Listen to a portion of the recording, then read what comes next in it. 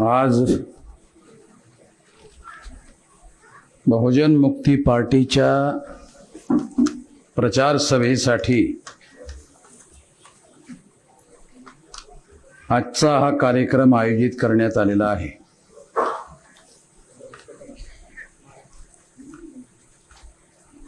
या मतदारसंघामध्ये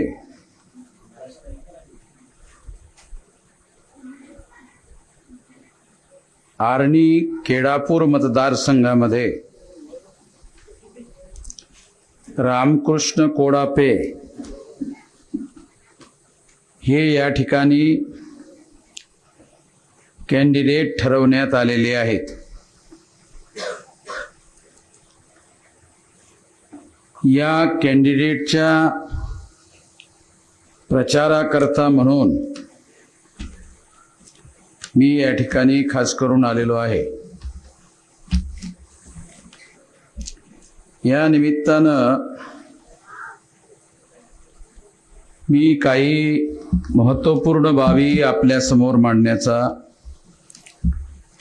मुद्दे काही आपल्या समोर मांडण्याचे ठरवलेले आहेत। सर्वात प्रथम महत्त्वपूर्ण मुद्दा असा आहे की या देशामध्ये ज्या समाजाला आम्ही बहुजन समाज असं म्हणतो, तो समाज कोणता समाज आहे?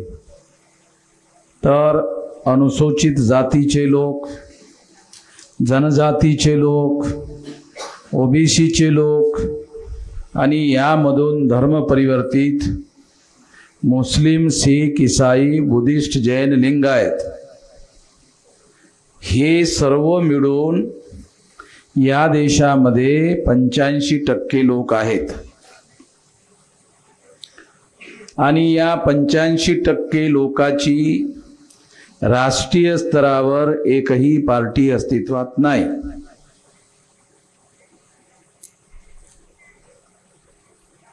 या देशामध्ये ज्यांची संख्या 3.5% आहे, म्हणजे ब्राह्मणांची संख्या या देशामध्ये 3.5% आहे। महाराष्ट्रामध्ये ते 1.5 किंवा 2% आहे, पण संपूर्ण देशामध्ये ब्राह्मणांची संख्या 3.5% आहे।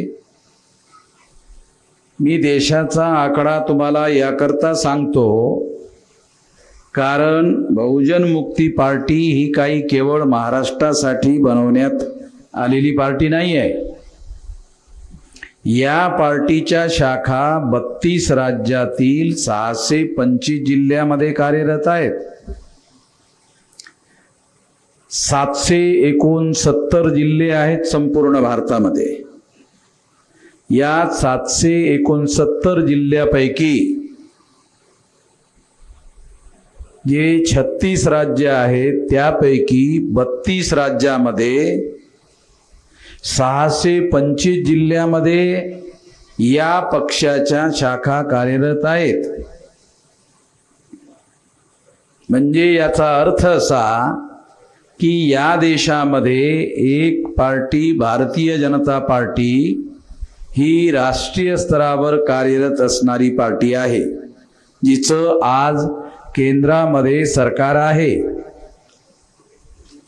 दुसरी पार्टी आहे राष्ट्रीय काँग्रेस। ही राष्ट्रीय काँग्रेस सुद्धा ब्राह्मणांचीच पार्टी आहे, जशी बीजेपी आहे। बीजेपीची स्थापना आरएसएसच्या माध्यमातून करण्यात आलेली आहे। आरएसएसची स्थापना हेगडेवार आणि गोळवलकर नावाच्या ब्राह्मणांनी केली आणि त्यांच्याच माध्यमातून भारतीय जनता पक्ष त्यांनी स्थापन केलेला आहे। भारतीय जनता पक्ष स्थापन करण्याच्या अगोदर आरएसएसनी जनसंघ नावाचं संघटन 1952च्या निवडणुकीमध्ये त्यांनी स्थापन केलं होतं। त्या संघटनेचं नाव बदलवून आज भारतीय जनता पार्टी असं नाव ठरवण्यात आलेलं आहे 1984 ला अटल बिहारी वाजपेयीच्या माध्यमातून। तेव्हा मला जो मुद्दा तुम्हाला सांगायचा आहे की या देशामध्ये आम्ही 85% लोक आहोत आणि ज्या ब्राह्मणांची संख्या 3.5% आहे, त्या 3.5% ब्राह्मणांचे 2 पक्ष आहेत। भारतीय जनता पक्ष हा ब्राह्मणांचा पक्ष आहे। ब्राह्मण हे इंग्रजांप्रमाणेच विदेशी लोक आहेत। गांधीजींनी, नेहरूंनी इंग्रजांच्या विरोधामध्ये आंदोलन चालवलं। कशासाठी? विदेशी आहेत, त्यांना भारतावर राज्य करण्याचा अधिकार नाही, असं गांधीजींचं आणि नेहरूजींचं म्हणणं होतं। बरोबर आहे, विदेशी लोकांना भारतावर राज्य करण्याचा अधिकार देता येऊ शकत नाही। त्यासाठी गांधीजींनी आणि नेहरूंनी आंदोलन चालवून इंग्रजांना 15 ऑगस्ट 47 ला घालवून दिलं। ते इंग्रज इंग्लंडला निघून गेलेत। ज्या ब्राह्मणांनी इंग्रजांना भारतामधून घालवून दिलं ते ब्राह्मण सुद्धा युरेशिया नावाच्या देशातून भारतात आलेले आहेत, असं DNA वैज्ञानिक संशोधनानुसार सिद्ध झालेलं आहे। मी म्हणत नसून DNA विज्ञानानुसार सिद्ध झालेलं आहे। मग जर इंग्रजांना भारतावर राज्य करण्याचा अधिकार ते विदेशी आहेत म्हणून नाकारण्यात आला असेल आणि त्यांना भारतातून घालवण्यात आलेलं असेल विदेशी म्हणून, त्याच सिद्धांतानुसार ब्राह्मणांना सुद्धा भारतावर राज्य करण्याचा अधिकार नाही। जो सिद्धांत इंग्रजांसाठी लागू होतो तोच सिद्धांत विदेशी असणाऱ्या ब्राह्मणांसाठी सुद्धा लागू होतो। पण आज काय परिस्थिती आहे? कालपर्यंत केंद्रामध्ये ज्या ब्राह्मणांनी 1885 ला काँग्रेस नावाचं संघटन स्थापित केलं होतं, त्या काँग्रेसचं कालपर्यंत बीजेपीचं दिल्लीमध्ये राज्य येईपर्यंत काँग्रेसचं राज्य होतं, म्हणजे विदेशी ब्राह्मणांचं राज्य होतं। आणि ते विदेशी ब्राह्मणांचं राज्य जाऊन विदेशी ब्राह्मणांचं राज्य बीजेपीच्या माध्यमातून आणण्यात आलं।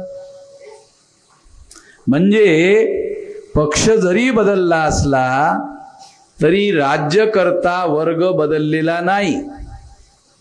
पक्ष बदलला, काँग्रेसच्या ऐवजी बीजेपीचं सरकार आलं, पण राज्यकर्ता पक्ष जरी बदलला असला तरी राज्यकर्ता असणारा जो वर्ग आहे ब्राह्मण तो कायमच आहे। तेव्हा आम्ही हा जो पक्ष उभा केलेला आहे, ही जी चळवळ उभी केलेली आहे, ही कुठल्याच प्रकारच्या विदेशी असणाऱ्या लोकांना भारतावर राज्य करण्याचा अधिकार नाही, या सिद्धांताच्या आधारावर आम्ही ही मांडणं मांडत आहोत। तेव्हा त्यासाठी निवडणुका सुद्धा लढवल्या जात आहेत, पण मुख्यतः यासाठी राष्ट्रव्यापी आंदोलन उभं करण्याचा आमचा मानस आहे। जसं गांधीजींनी आणि नेहरूजींनी इंग्रजांना पळवून लावण्यासाठी काँग्रेसच्या माध्यमातून जन आंदोलन उभं करण्यात आलं होतं, तशाच प्रकारचं जन आंदोलन उभं करण्यासाठी आम्ही या देशामध्ये प्रयत्न करत आहोत। निवडणुका हा त्या विचाराचा प्रचार प्रसार करण्यासाठी लढवल्या जात आहेत, हा त्याचा मुख्य मुद्दा आहे। आणि म्हणूनच त्या विचाराचा प्रचार प्रसार करण्यासाठी ही सभा आयोजित करण्यात आलेली आहे। जर तुम्ही या पक्षाच्या माध्यमातून उभं ठेवण्यात आलेले रामकृष्ण कोडापे जे आदिवासी समाजाचे आहेत, त्यांना जर तुम्ही मतदान केलं, जितक्या प्रमाणामध्ये मतदान केलं तेवढ्या प्रमाणामध्ये असं मानण्यात येईल की आम्ही या देशामध्ये कुठल्याही प्रकारच्या विदेशी असणाऱ्या लोकांचं राज्य मान्य करायला तयार नाही आहोत। म्हणजे तुम्हाला जर समजा ही गोष्ट मान्य आहे तर तुम्ही अशा प्रकारच्या विचाराला मानता म्हणून मतदान केलं पाहिजे। हा शांततापूर्ण आंदोलन करण्याचा मार्ग आहे। त्यासाठी कुठल्याही प्रकारची हिंसा करत नसून शांततेनं आपण हे करत आहोत। आता तुम्ही समजा मतदान करण्यासाठी मतदान केंद्रावर गेलात तर तुम्ही मतदान करत असताना काय करता? एक मुद्दा समजावून सांगण्यासाठी सांगतोय तुम्हाला। मतदान करत असताना तुम्ही बटन दाबताय, मग बटन दाबत असताना शरीराची पूर्ण ताकद अशी एकदम अशी एवढी अशी ताकद लावता का? नाही लावत। काय करता? असं झालं, ताकद लावता काय? नाही। जर आपण मतदान करत असताना फार मोठी ताकद न लावता बटन दाबतो म्हणजे कुठल्याही प्रकारच्या शक्तीचा, बळाचा, हिंसेचा वापर आपण करत नाही आहोत। शांतीपूर्ण पद्धतीनं आपण बदल करण्यासाठी प्रयत्न करत आहोत। आणि हा संविधानाच्या आर्टिकल 19 नुसार तुम्ही लोकांनी जे संविधान बाबासाहेब आंबेडकरांनी लिहिलेलं आहे ते खरेदी केलं पाहिजे। हिंदी आणि इंग्रजी दोन भाषेमध्ये एकत्रित संविधान मिळते। ते हिंदी इंग्रजीमध्ये मिळते, हिंदी बरोबर मराठी मिळते, इंग्रजी मराठी मिळते, असं भारतातल्या 18-20 भाषामध्ये मिळते। तुम्हाला जी भाषा कळते त्या भाषेमध्ये ते संविधान घेतलं पाहिजे, ते संविधान आपल्या घरी ठेवलं पाहिजे, ते संविधान आपण वाचलं पाहिजे आणि त्या संविधानामध्ये जे अधिकार आपल्याला बहाल करण्यात आलेले आहेत ते संविधान आपल्या घरामध्ये ठेवल्याने आपल्याला अधिकार मिळणार नसून ते अधिकार तेव्हा मिळतील जेव्हा आपण ते अधिकार मिळवण्यासाठी संघटित शक्तीचा निर्माण करू। कुठल्याही देशाचं संविधान तुमच्या घरी येऊन अधिकार कोणाला बहाल करत नाही। एखाद्या तरुण माणसाला जर नोकरी मिळवायची असेल तर त्याला शाळेमध्ये जाऊन शिक्षण घ्यावं लागते, त्याला मॅट्रिक पास करावं लागते, त्याला 12वी पास करावी लागते, त्यासाठी अभ्यास करावा लागतो, त्यासाठी ग्रॅज्युएट पास करावं लागते, त्यासाठी परीक्षा द्यावी लागते, त्यासाठी कॉम्पिटेटिव्ह परीक्षा पास करून एवढं सर्व मेहनत केल्यानंतर आपल्याला ती नोकरी मिळवता येते। म्हणजे आपोआप मिळत नाही, प्रयत्न करावे लागतात, संघर्ष करावा लागतो, तेव्हा तो अधिकार मिळतो, आपोआप मिळत नाही। तशाच प्रकारे भारतीय संविधानानुसार तुम्हा सर्व लोकांना मतदानाचा मताधिकार देण्यात आलेला आहे। मताधिकार देण्यात आलेला आहे। हा मताधिकार वापरल्याने तुम्ही तुमचा राज्यकर्ता वर्ग निवडू शकता। पूर्वी काय होतं? पूर्वी राजाशाही होती। मग राजाच्या घरामध्ये त्याचा मुलगा जन्माला यायचा आणि तो वयस्क झाल्यानंतर तो राजा बनायचा। राजा मेल्यानंतर त्याच्याच घरातला त्याचाच मुलगा राजा होत असायचा। ही राजेशाही होती। म्हणजे परंपरेनं घराणेशाही होती, ही बदलवून लोकशाही अस्तित्वात आलेली आहे. लोकशाही म्हणजे काय तर तुमच्या पसंतीचे उमेदवार निवडून दिल्यानंतर जर त्या पक्षाला बहुमत मिळालं तर त्याचा मुख्यमंत्री आणि त्याचाच प्रधानमंत्री निवडता येतो जनतेला. उदाहरण 543 मतदारसंघ लोकसभेचे आहेत. 272 जागेवर जर तुमचे खासदार निवडून आणलेत तर तुमचा प्रधानमंत्री तुम्हालाच निवडता येतो. महाराष्ट्रामध्ये 288 आमदार निवडून जातात. त्या 288 पैकी 145 आमदार जर तुमच्या पक्षाचे निवडून गेलेत तुमचा मुख्यमंत्री तुम्हाला निवडता येतो. म्हणजे याचा अर्थ असा, प्रधानमंत्री तुम्हाला निवडता येतो, मुख्यमंत्री तुम्हाला निवडता येतो. तुम्हाला कदाचित असं वाटत असेल, अरे आमच्या हातामध्ये काय आहे? तुमच्याच हातामध्ये मतदानाचा अधिकार आहे.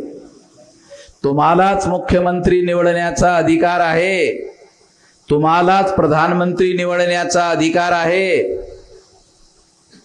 ही गोष्ट आज 74-75 वर्ष झालीत संविधान लागू होऊन 26 जानेवारी 1950.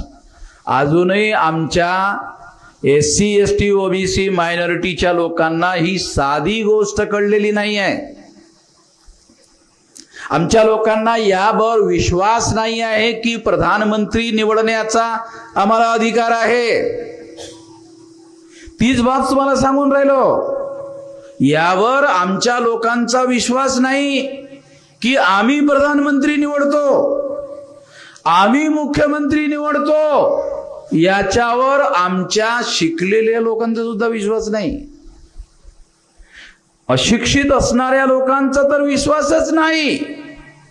जेव्हा मतदान करण्याचा, मतदानाचा अधिकार बहाल करण्याचा मोका आला, बाबासाहेब आंबेडकर इंग्लंडला राऊंड टेबल कॉन्फरन्स मध्ये गेले होते आणि त्या ठिकाणी बाबासाहेब आंबेडकरांनी इंग्रजांना आपल्या लोकांना मतदानाचा अधिकार मिळावा अशी फार मोठी मागणी लावून धरली होती.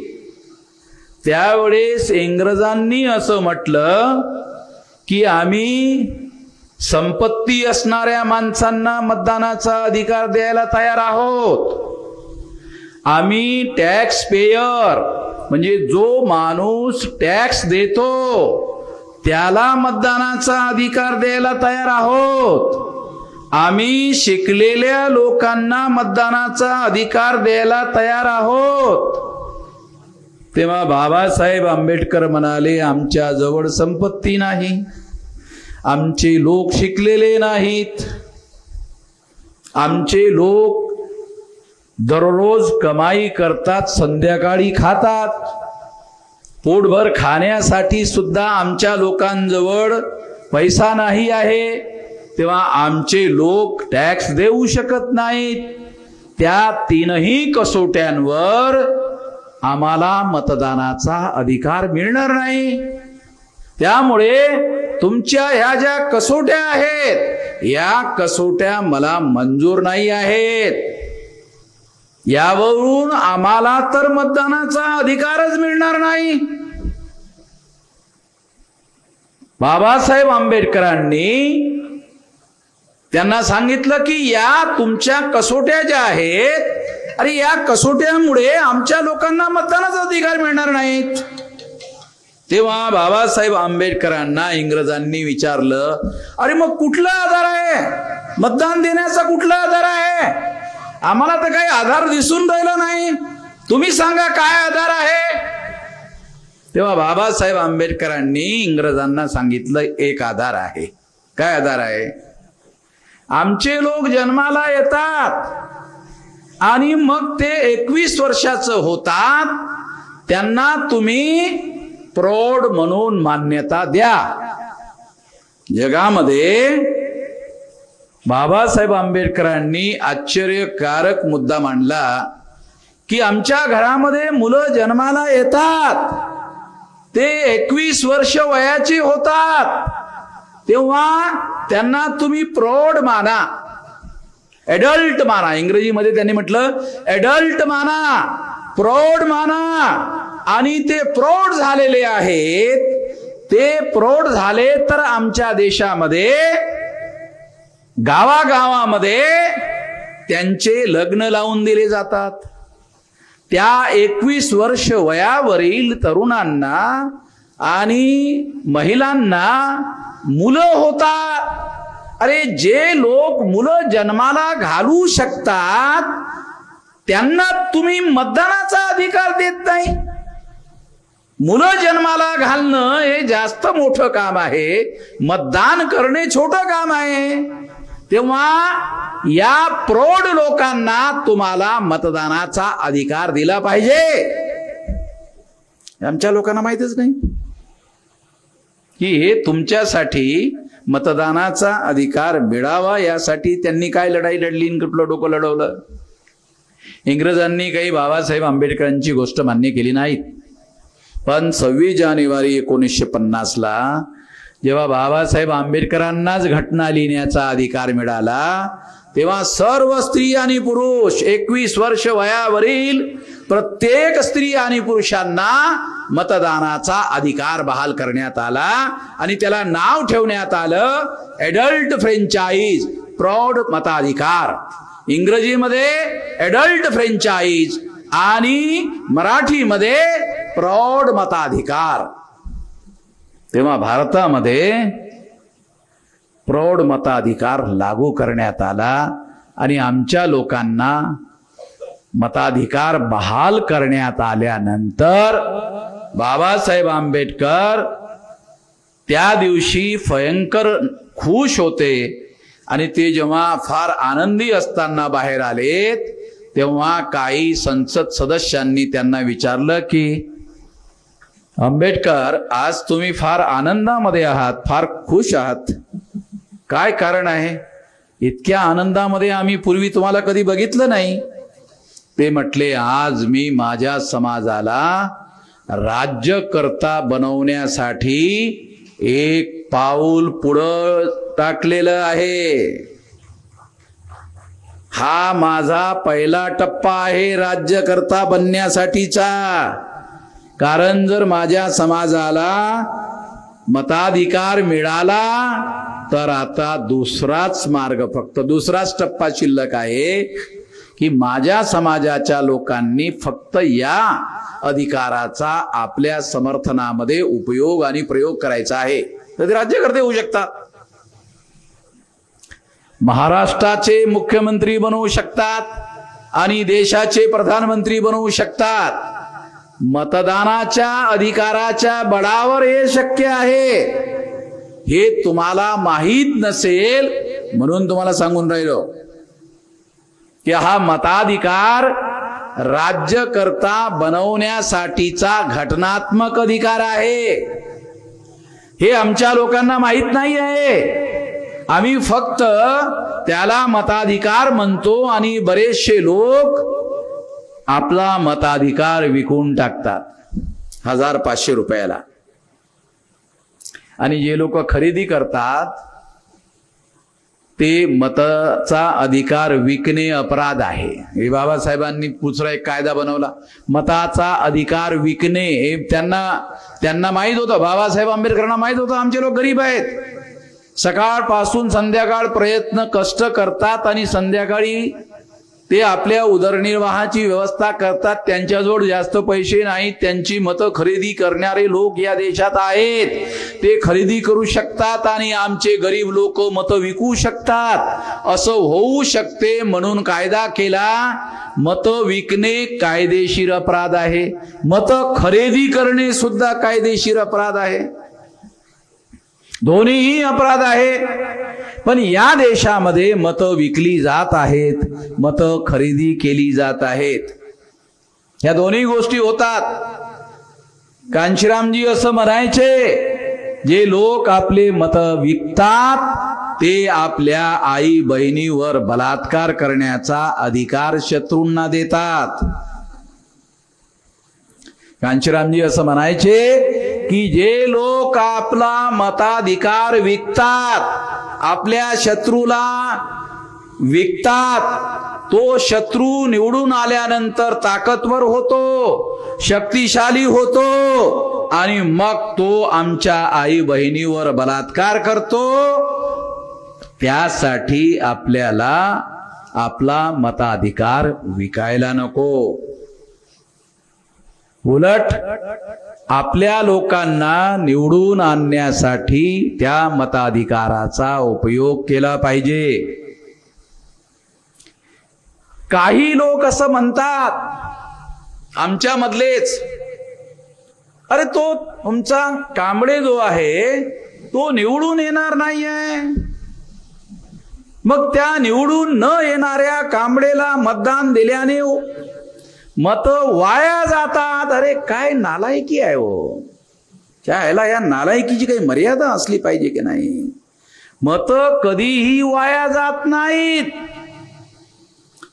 तुम्ही ज्या मतदारसंघामध्ये मत टाकता त्यामध्ये काय फक्त जिंकणाऱ्यालाच मत टाकता का? दुसऱ्या नंबरवर सुद्धा कॅन्डिडेट येतो, तिसऱ्या नंबरवर सुद्धा कॅन्डिडेट येतो, चौथ्या नंबरवर सुद्धा कॅन्डिडेट येतो आणि सर्वच कॅन्डिडेटची मतं मोजली जातात. म्हणजे मोजली जातात याचा अर्थ काय? सर्वच मताला किंमत आहे.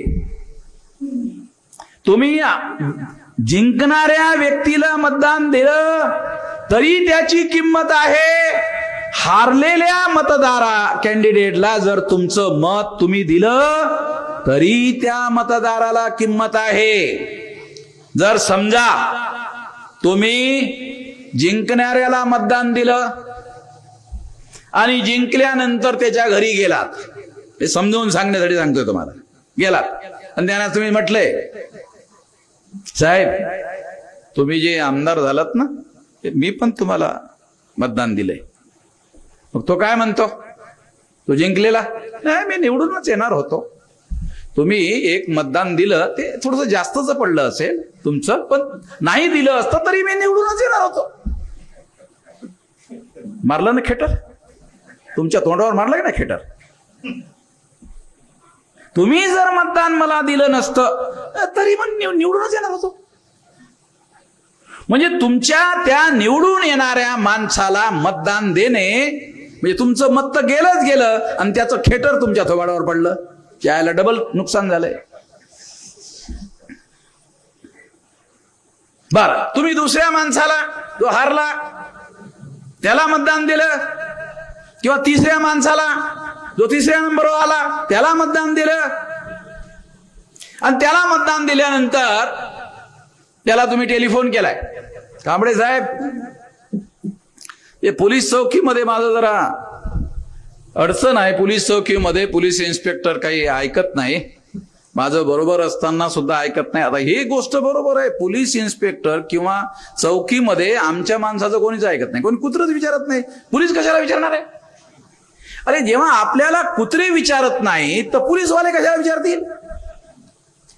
तुम्ही म्हणाले हे काय आम्हाला समजलं नाही. कधी कधी कुत्रे झोपलेले असतात, मग त्याच्या जवळून तुम्ही गेलात तर ते डोळे लावून असतात असे कुत्रे, मग ते बघतात, असं बघल्यानंतर बघितलं कांबळे आहेत, पुन्हा लावून घेतात. का? अरे आमच्या ते कांबळे आहे. म्हणजे ते कुत्र सुद्धा तुम्हाला विचारत नाही. तुम्हाला थोडस वाईट वाटत असेल, परंतु वाईट वाटल्यानंतर तुम्ही हसून राहिल्यानंतर मलाही मोठं असं येते. तेव्हा कुत्रे सुद्धा ज्या लोकांना विचारत नाहीत तेव्हा त्यांना पोलीसवाले कशाला विचारतील? पोलीसवाले ताकद असणाऱ्या माणसाला विचारतात, कोणालाही विचारत नाहीत. पण मग तुम्ही तुमच्या तिसऱ्या नंबरवर आल्या माणसाला मतदान केलंय, म्हणजे ज्याला मतदान केलं तो तिसऱ्या नंबरवर आला, मग तो टेलिफोन करतो. त्याला तुम्ही म्हटलं की जरा इन्स्पेक्टर साहेबांना टेलिफोन करा, जरा माझं असं असं काम आहे, मग तो तिसऱ्या नंबरवर आलेला माणूस, हारलेला माणूस टेलिफोन करतोय. इन्स्पेक्टर साहेब. मग इन्स्पेक्टर काय म्हणतो? कोण? कांबळे बोलतोय. कोण रे कांबळे? हे कोण कांबळे? ते विधानसभेला मी उभा होतो ना, 3ऱ्या नंबरची मतं पडली. सर तुमचा आवाज बरोबर त्या माईकवर आजकाल काय होते सर, मोबाईलच्या माईकवर आवाज बदलते सर, त्याच्यामुळे काय होऊन राहिलं की तुमचा आवाज बदलल्यासारखा आला, त्यामुळे तुम्ही कांबळे सरच आहात असं मला बरोबर ऐकायला आलं नाही, पण आता तुमचं नाव ऐकल्यानंतर लक्षात आलं की तुम्हीच आहात कांबळे. सांगा सर, आता तुम्ही जे म्हणता ना ते सांगा, तुम्ही सांगा, काय जे असेल ते काम मी करतो. त्याला 3ऱ्या नंबरची मतं पडल्यामुळे तो ऐकतो. बरं लक्षात घे, तुम्हाला जे मी महत्व समजून सांगून राहिलो, तुम्हाला काय वाटते? विजयी होणाऱ्या माणसाला दिलं, पण तो काही तुम्हाला विचारत नाही.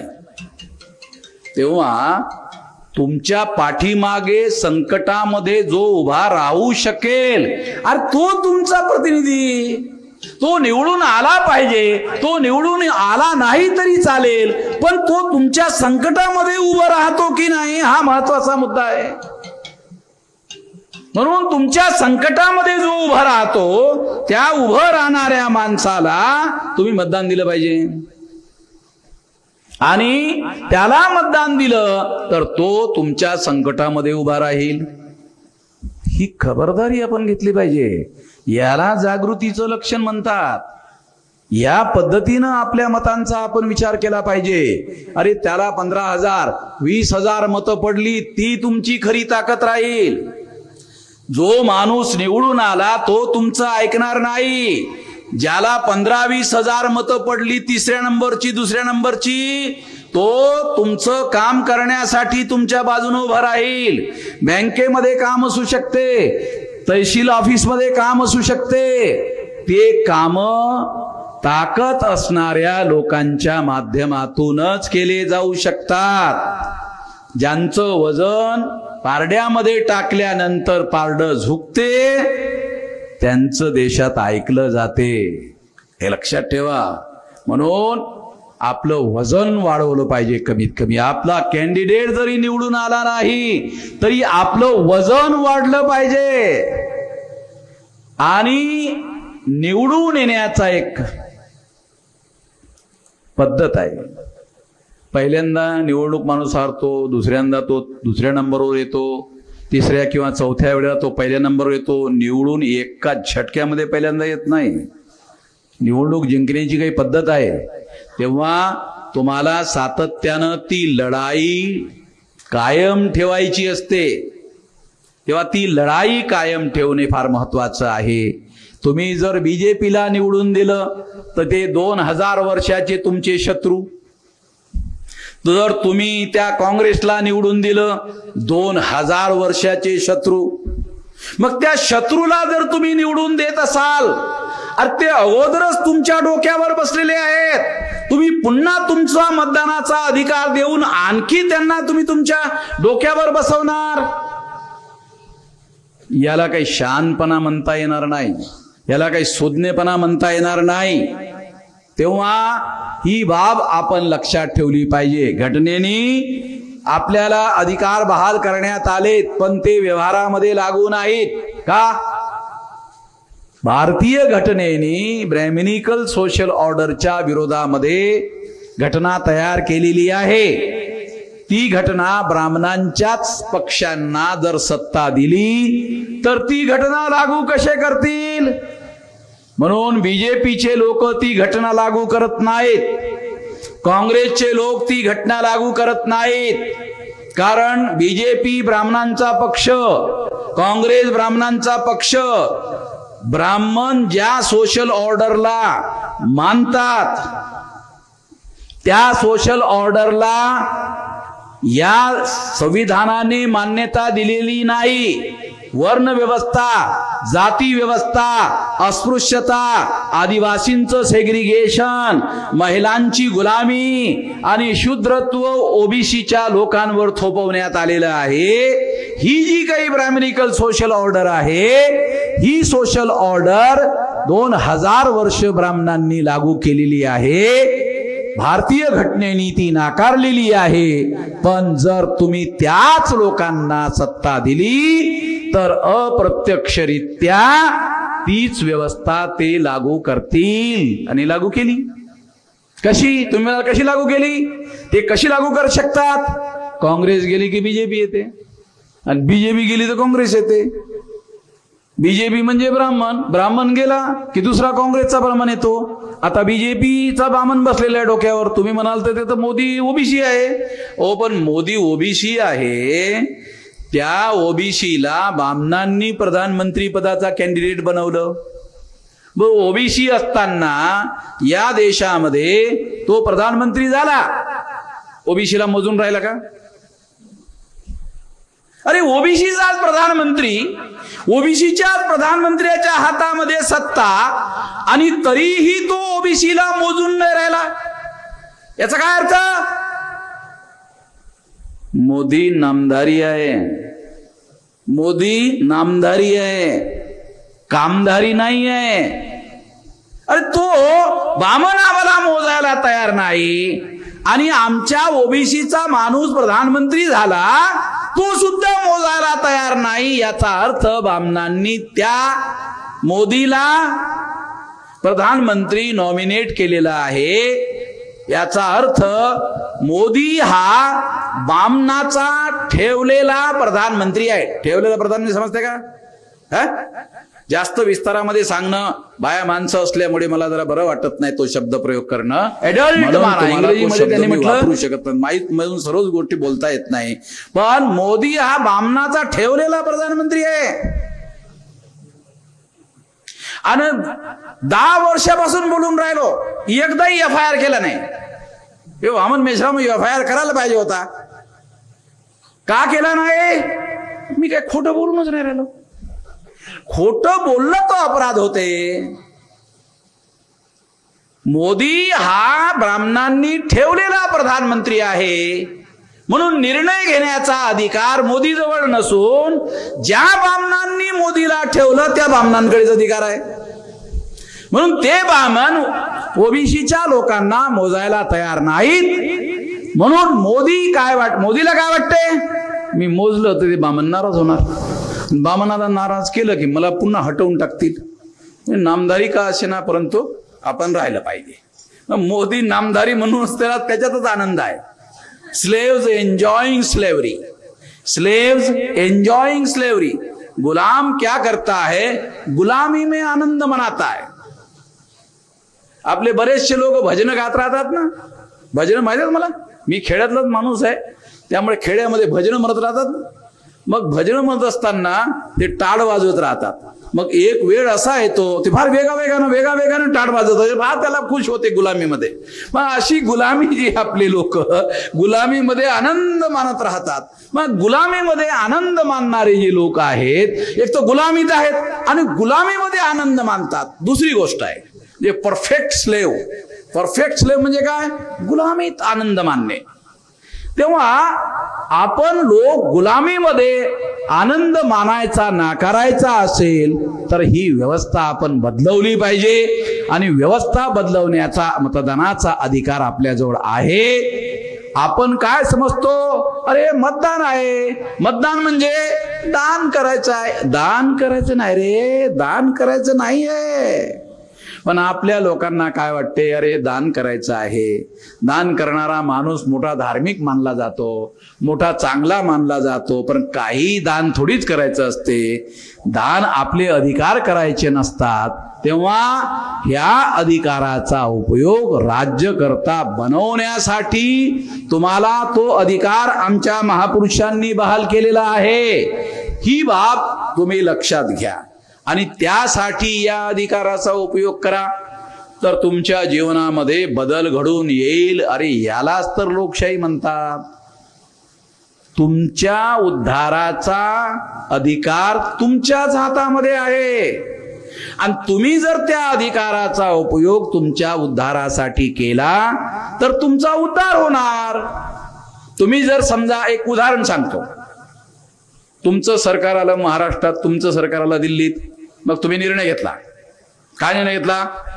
महाराष्ट्रामधून 5,000 मुलं अमेरिकेमध्ये शिकायला जातील आणि देशामधून 1,00,000 मुलं इंग्लंडमध्ये शिकायला जातील.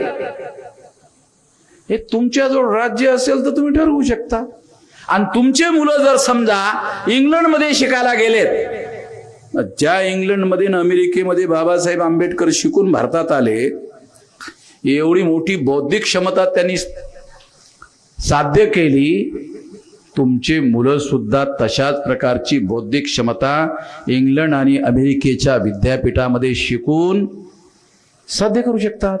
आणि हे साध्य करण्यासाठी महाराष्ट्रात आणि देशात जर तुमचं राज्य असेल तर त्या राज्याला टॅक्स असतो. आता भारत सरकारचा 42 लाख करोड रुपयाचा टॅक्स त्यांना मिळतो. आमच्या या ठिकाणी बसलेले जे लोक आहेत, हे पोलीसचे लोक सुद्धा या ठिकाणी बसलेले आहेत. मी एक मुद्दा सांगून राहिलो, भारत सरकारचा 42 लाख करोड रुपयाचं 1 वर्षाचं बजेट आहे. कळते? कळते काय याचा अर्थ? 42 लाख करोड. तुम्ही म्हणा चायला काय कळते काय? 42 लाख करोड म्हणजे काय? 1 वर्षाचा खर्च 42 लाख करोड भारत सरकार जवळ जमा होतो. त्याच्यापैकी 1,00,000 करोड तुमच्या मुलाला विदेशी मध्ये शिक्षण देण्यासाठी बजेट ठेवता येऊ शकते. पण हे किती लोकांना कळतंय? राज्यकर्ता यासाठी बनवावं लागते. यासाठी उच्च शिक्षण आवश्यक आहे. एक तर प्रायमरी एज्युकेशन आहे, हायर एज्युकेशन आहे, महाविद्यालयीन शिक्षण आहे, विश्वविद्यालयीन शिक्षण आहे आणि एक आहे विदेशी शिक्षण. तेव्हा अशा पद्धतीचं शिक्षण आपण आपल्या मुलांना, आपली सरकार जर आली तर आपण करू शकतो.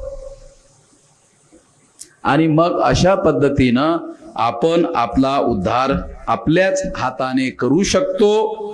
ते काम आपण करावं. ते करण्यासाठी मताचा अधिकार आहे. त्या मताच्या अधिकाराचा उपयोग आपण आपले आमदार खासदार निवडण्यासाठी करावा.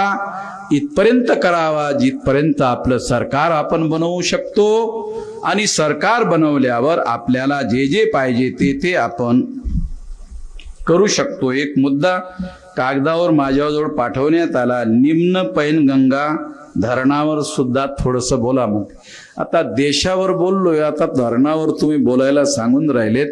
आता तुमची इच्छा आहे तर धरणावर पण बोलावं लागेल. तेव्हा तुमचा जो धरणाचा प्रश्न आहे, ज्या धरणामुळे तुमच्या गावामध्ये राहणाऱ्या लोकांच्या वस्त्या उठवल्या जाणार आणि ते गावं वस्तीस्थानापासून उठवले जाऊ शकतील, त्या सर्व गावामध्ये धरणाचं पाणी येणार. आणि तुम्ही जर समजा ती गावं सोडली नाहीत तर तुम्ही डुबून मरणार. म्हणून अशा पद्धतीचं धरण ज्या ठिकाणी तुम्ही डुबून मरू शकता आणि तुम्ही ती जागा सोडायला तयार नाहीत, मग मी तुमच्या बाजूने आहे. असं धरण व्हायला नको. धरण व्हायला पाहिजे, परंतु त्यामध्ये प्रचंड प्रमाणामध्ये लोकवस्ती उठवण्याचं काम व्हायला नको. आणि त्यामुळे फार मोठं नुकसान होऊ शकते. ते आपण टाळलं पाहिजे. सरकारने सुद्धा टाळलं पाहिजे. आणि अशा पद्धतीचे धरणं बनवायला नको ज्यामुळे फार मोठ्या प्रमाणामध्ये कित्येक लाख लोकांना उठवावं लागेल. असं काम करायला नको. अनेक नद्या आहेत, त्या नद्यांवर धरणं बांधली पाहिजेत, परंतु लोकांना नुकसान होऊ न देता त्यांचा विकास केला पाहिजे. सरकारने जर ठरवलं, हे इंजिनियर लोकांनी प्लॅन बनवायचं असते, कुठल्याही प्रकारचं नुकसान होऊ न देता धरणं बांधली जाऊ शकतात, त्या पद्धतीनं बांधली पाहिजेत. पण जर समजा जबरदस्ती करण्यात येत असेल तर याच्यावर आम्ही महाराष्ट्रामध्ये मोठं आंदोलन करू. जर त्यांनी ऐकलं नाही तर महाराष्ट्र बंद करण्यापर्यंत आम्ही मोठं आंदोलन करू. तेव्हा या बाबतीमध्ये आग्रही आणि आक्रमक भूमिका आम्ही घेऊ, एवढंच या निमित्ताने सांगू इच्छितो. आपण माझं म्हणणं ऐकून घेतलात त्याबद्दल धन्यवाद. पुन्हा एकदा रामकृष्ण माधवराव कोडापे हे या मतदारसंघामध्ये कॅन्डिडेट म्हणून उभे आहेत. त्यांना तुम्ही निवडणूक देण्यासाठी आपलं अमूल्य मत द्यावं अशी विनंती करतो आणि धन्यवाद देतो.